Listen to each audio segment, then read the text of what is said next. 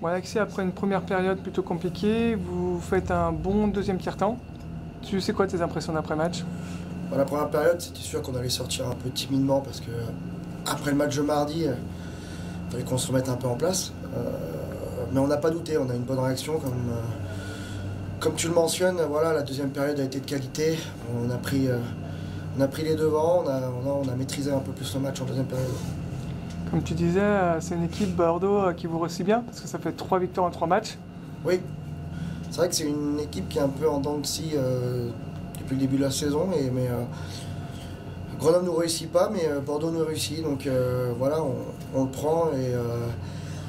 Et ouais, il y a encore un match contre eux au mois de février à domicile. Donc voilà, c'est des points importants pour garder cette quatrième place. On a retrouvé des valeurs ce soir, après 2 défaites contre Grenoble, c'est aussi ton sentiment?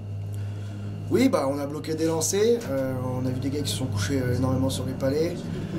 On a eu beaucoup de sacrifices, de l'entraide, beaucoup de communication sur la glace. Tous les duels au palais, on les a gagnés.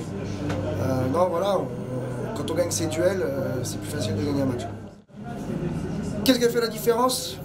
Je pense que c'est l'état d'esprit. Voilà, tous les gars, on avait à cœur de bien faire après la déconvenue quand même de mardi.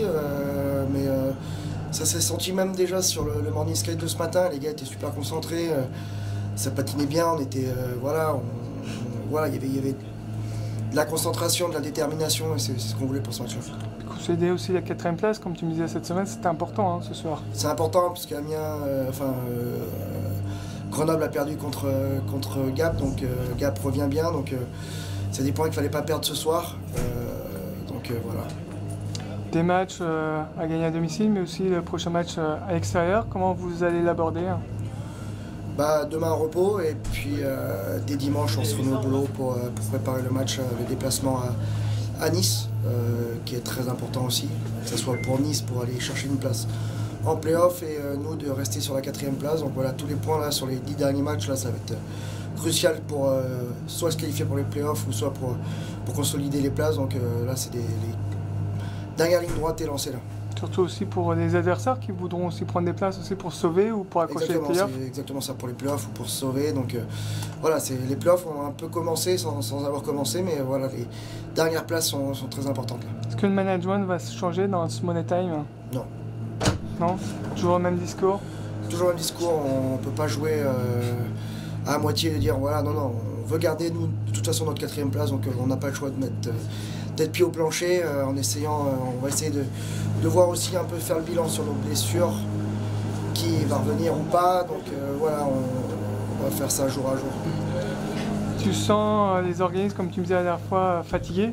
Ça va en ce moment? Pas trop de casse? Là ça va, on n'enchaîne pas sur 3 matchs cette semaine, donc c'est très bien.